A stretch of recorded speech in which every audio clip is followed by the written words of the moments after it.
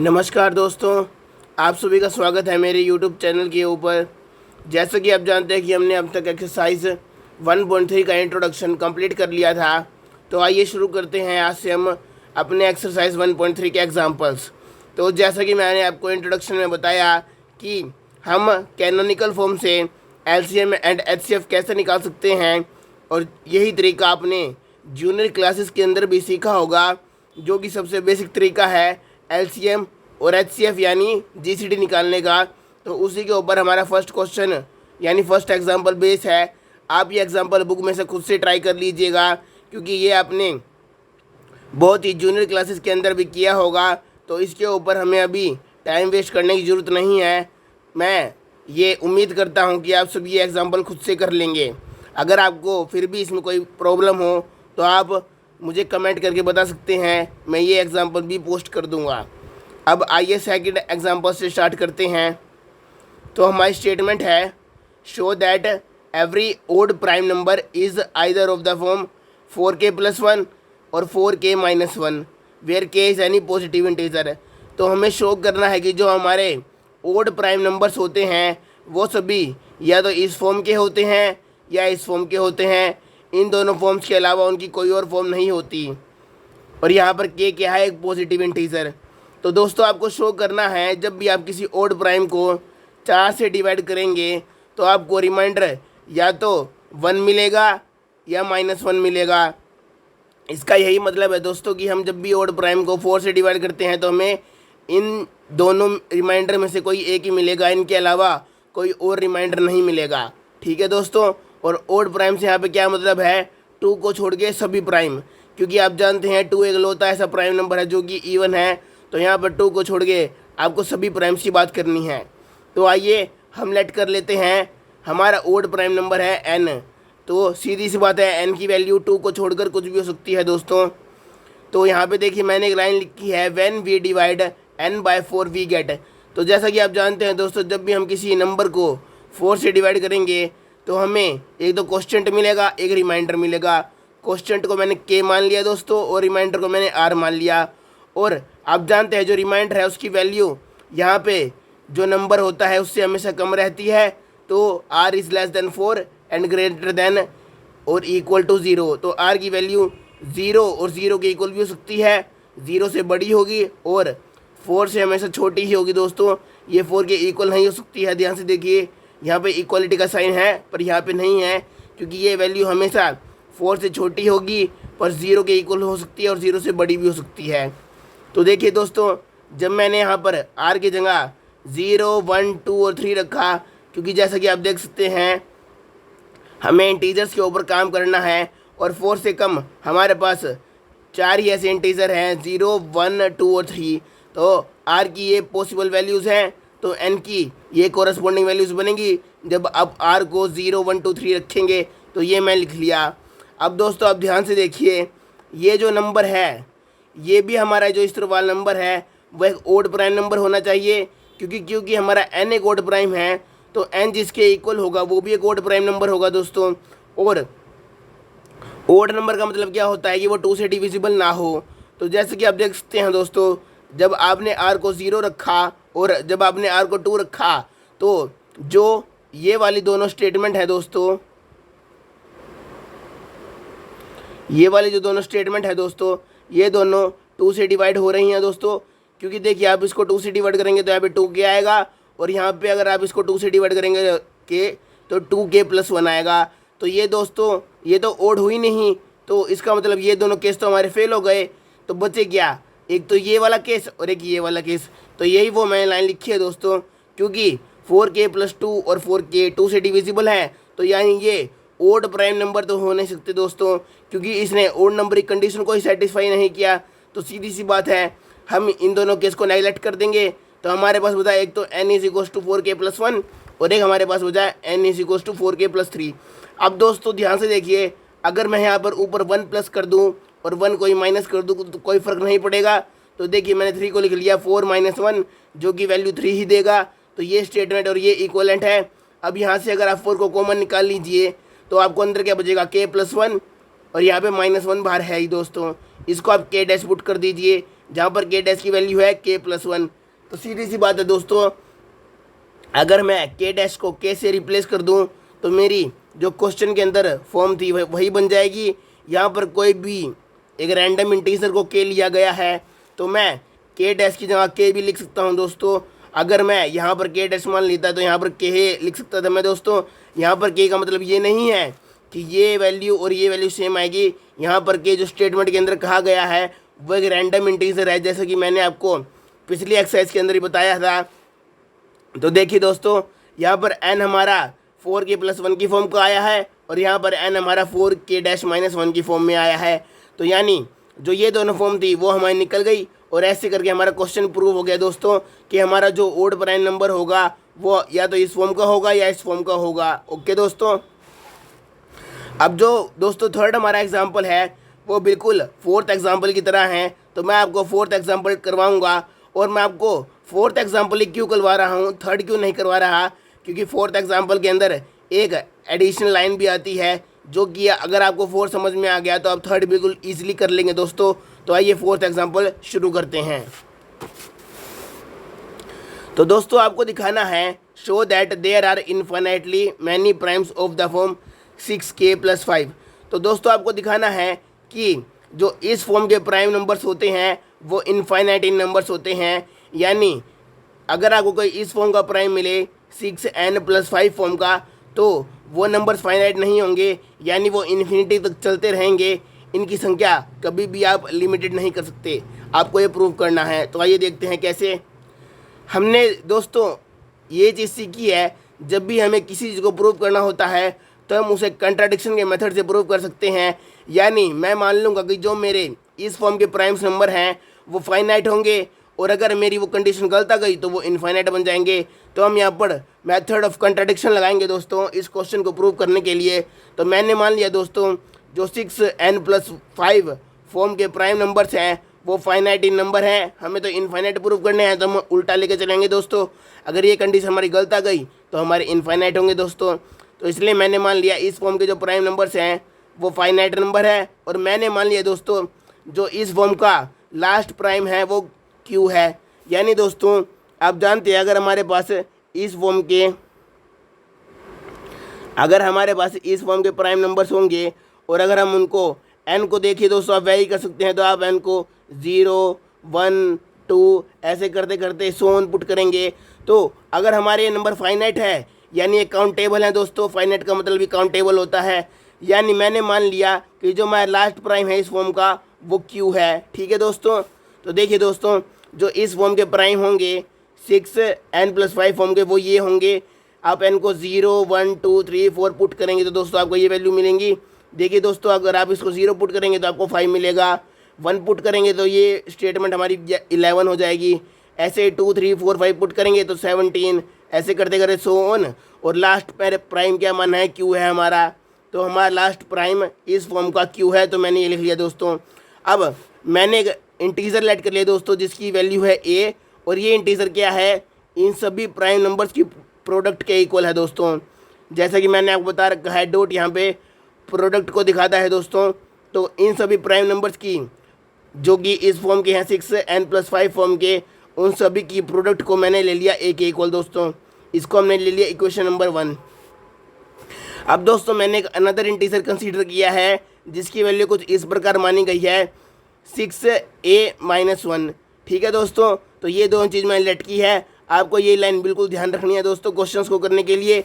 अगर यहाँ पर 6 या आपको कोई और नंबर दे रखा हो तो आप वो इसी फॉर्म का कंसीडर करेंगे। यहाँ पे मैंने 6 क्यों लिया है दोस्तों, कोई और नंबर क्यों नहीं लिया, क्योंकि हमें क्वेश्चन में यहाँ पर n के साथ 6 दे रखा है दोस्तों।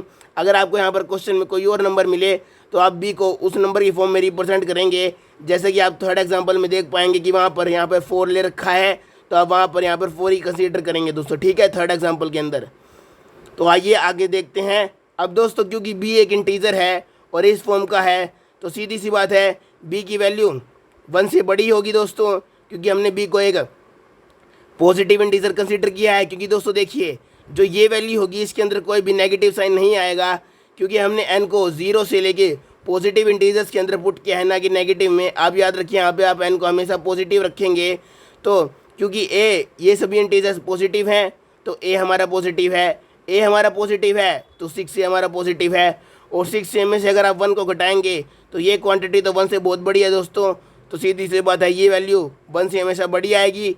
और एक बात और दोस्तों, क्योंकि हमारा ये बी 6n-1 फॉर्म का है दोस्तों, देखिए अगर मैं यहाँ पर ए को n की तरह लिख दूँ, एक बार आप जनरल कंसीडर करिए, तो मान लीजिए मैंने ए को n लिख दिया, तो देखिए दोस्तों ये हमारा इस फॉर्म का नंबर बन जाएगा 6n-1 फॉर्म का, यही बी नंबर। तो देखिए दोस्तों ये हमारा इस फॉर्म का है। और दोस्तों अगर मान लीजिए मैं यहाँ पर 1 को 6 -6 +1 पुट कर दूँ +5 पुट कर दूँ, देखिए दोस्तों अगर मैं इसको -6 +5 पुट कर दूँ इस -1 को, तो यहाँ पर आप 6 को इन दोनों में से कॉमन ले सकते हैं, तो यहाँ पर क्या आ जाएगा 6, अंदर बच जाएगा n-1 और प्लस में आ जाएगा 5। और अब आप इसको दोस्तों n डैश पुट कर लीजिए 6 n डैश +5। तो देखिए दोस्तों ये अगर मैं n डैश को n से रिप्लेस कर दूँ तो हमारी यही फॉर्म बन जाएगी दोस्तों 6n + 5। जैसे कि आपको यहाँ पर पिछले एग्जाम्पल में दिखाया है कि ये वाला नंबर इस फॉर्म का भी हो सकता है, उसी प्रकार आप 6n-1 को 6n + 5 फॉर्म का भी लिख सकते हैं दोस्तों। तो ये दोनों इसी फॉर्म के नंबर हैं और यही हमें एक फॉर्म दिखानी भी है दोस्तों, इसलिए ही मैंने इसको इस फॉर्म का लिया है। ठीक है दोस्तों, अब ये लाइन ध्यान से देख लीजिए। अब दोस्तों हमने थ्योरम के अंदर पढ़ा था जो कि थी हमारी फंडामेंटल थ्योरम ऑफ अर्थमेटिक, जिसको आप मेरे इंट्रोडक्शन के अंदर भी देख सकते हैं कि अगर कोई भी नंबर हमारा 1 से बड़ा हो तो आप उसको प्राइम फैक्टराइजेशन के फॉर्म में लिख सकते हैं। और यह आपने जूनियर क्लासेस के अंदर भी पढ़ा होगा कि any number which is greater than 1 can be written as a product of it primes. तो मैंने मान लिया बी के जो प्राइम फैक्टर्स हैं वो हैं P1 P2 P3 up to Pn, क्योंकि हमें पता नहीं है दोस्तों कि बी की वैल्यू क्या है, तो हमें यहाँ पर कुछ फाइनाइट प्राइम फैक्टर्स ले लिए इसके, जो कि इसकी वैल्यू Pn तक है। यहाँ पर डैश डैश का मतलब है कि हमें इसका पता नहीं है कि इसके एक्चुअली कितने प्राइम फैक्टर्स हैं, पर हमें ये पता है कि हम इसे प्राइम फैक्टर्स के रूप में लिख जरूर सकते हैं दोस्तों। यहाँ मैंने लिख भी दिया दोस्तों कि these are all the prime factors of B. अब दोस्तों देखिए ये नंबर हमारा ओड है, कैसे 6a हमारा इवन नंबर है, तो आप जब इवन में से 1 माइनस करेंगे तो आपको एक ओड नंबर मिलेगा। तो clearly as B is odd therefore 2 does not divide B, ये दोस्तों आपको क्लियर हो गया। आल्सो एज 3 / 6 के आप जानते हैं कि जो 3 है वो 6 को डिवाइड कर देगा, तो क्योंकि यहाँ पर 6a - 1 है दोस्तों, तो सीधी सी बात है दोस्तों कि 3 इसको तो डिवाइड नहीं कर पाएगा, क्योंकि 3 तो 6a को तो डिवाइड कर देगा पर वो 1 को डिवाइड नहीं करता, तो 3 6a - 1 को भी डिवाइड नहीं करेगा। और 6a - 1 की वैल्यू क्या है दोस्तों b, तो यानी 3b को भी डिवाइड नहीं करेगा। तो दोस्तों सीधी सी बात है, जो हमारे ये b हमने नंबर लेट किया है ना तो इसको 2 डिवाइड करेगा ना ही इसको 3 डिवाइड करेगा। ठीक है दोस्तों, तो सीधी सी बात है ना तो 2 इसका एक प्राइम फैक्टर होगा ना 3 होगा, तो ये जो सभी प्राइम फैक्टर्स हैं ये 2 और 3 से बड़े होंगे दोस्तों, यानी इस नंबर का 3 से छोटा कोई भी प्राइम फैक्टर नहीं होगा। ये एक एडिशनल चीज़ है दोस्तों इस क्वेश्चन को करने में, पर ये इंपॉर्टेंट लाइन है तो आप इसको ध्यान रखिए। अब दोस्तों ये लाइन देखिए, if we divide a number, उस नंबर को हमने n मान लिया m/6, तो हमें क्या मिलता है दोस्तों। मान लीजिए हमने किसी नंबर m को 6 से डिवाइड कर दिया, जैसे कि मैंने आपको पिछले क्वेश्चन में दिखाया है कि अगर हम किसी नंबर को 4 से डिवाइड करें तो हमें एक रिमाइंडर मिलेगा जो 4 से छोटा होगा।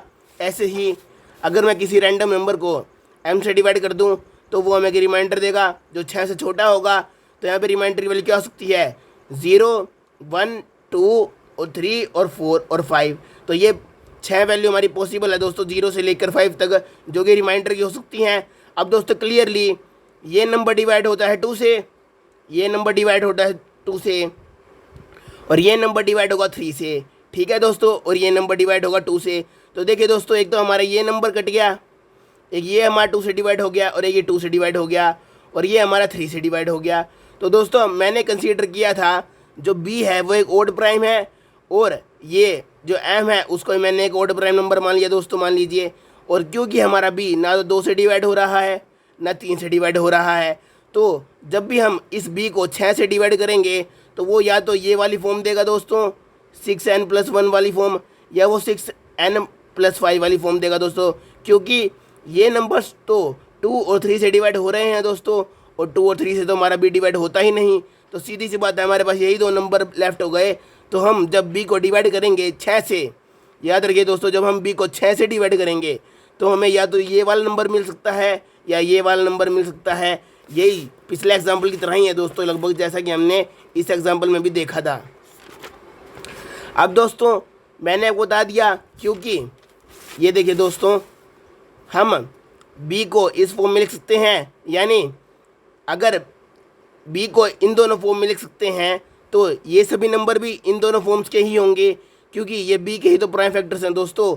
जब b इस फॉर्म का है 6n+1 और 6n+5 फॉर्म का, तो जो ये बाकी नंबर्स हैं ये भी तो इसी फॉर्म के होंगे। अगर ये इस फॉर्म के नहीं होते तो b इस फॉर्म का कैसे हो जाता। तो इसलिए ही P1, P2, P3 up to Pn ये दोनों भी इन्हीं दो फॉर्म्स के होंगे। तो यही लिखा है मैंने दोस्तों कि these all factors of b are of the form either this और दिस। और इस फॉर्म को आप इसमें भी लिख सकते हैं, जब आप यहाँ पर 6 को प्लस और यहाँ पर -1 लिख देंगे तो ये फॉर्म और ये फॉर्म सेम ही बन जाएगी दोस्तों।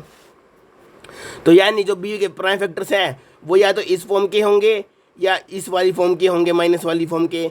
अब दोस्तों एक बात और देखिए, as b is of the form, हमने देखा है b इस फॉर्म का है क्योंकि हमने b को 6a-1 लिखा था, तो यानी हमारा b इस फॉर्म का था। और अगर b इस फॉर्म का है दोस्तों तो कम से कम दोस्तों इन सभी प्राइम फैक्टर्स में से एक प्राइम फैक्टर तो ऐसा होगा ही जो इस फॉर्म का होगा, क्योंकि अगर ऐसा नहीं हुआ तो b हमारा इस फॉर्म का कभी भी नहीं हो सकता। तो therefore at least one factor of b from these all factors is of the form at least one, कम से कम एक फैक्टर तो दोस्तों ऐसा होगा ही जो इस फॉर्म का होगा, क्योंकि अगर ऐसा नहीं होगा तो b भी इस फॉर्म का नहीं बन पाएगा। तो दोस्तों मैंने मान लिया जो वो एक कम से कम जो एक प्राइम फैक्टर है जो इस फॉर्म का है, वो मैंने P1 को मान लिया कि मेरा P1 इस फॉर्म का है। तो let P1 is of the form 6n-1। अब क्योंकि दोस्तों P1 यहाँ पे है और इस इक्वेशन के अकॉर्डिंग देखिए दोस्तों P1 b को डिवाइड दे सकता है दोस्तों, क्योंकि P1 b का एक प्राइम फैक्टर है। और यहाँ पे देखिए दोस्तों, तो मैंने लिख लिया P1 डिवाइड्स b इस इक्वेशन की सहायता से दोस्तों, ठीक है। अब ये लाइन मैंने कैसे लिखी P1 डिवाइड से, देखिए दोस्तों मैंने माना है P1 इस फॉर्म का है 6n-1 फॉर्म का।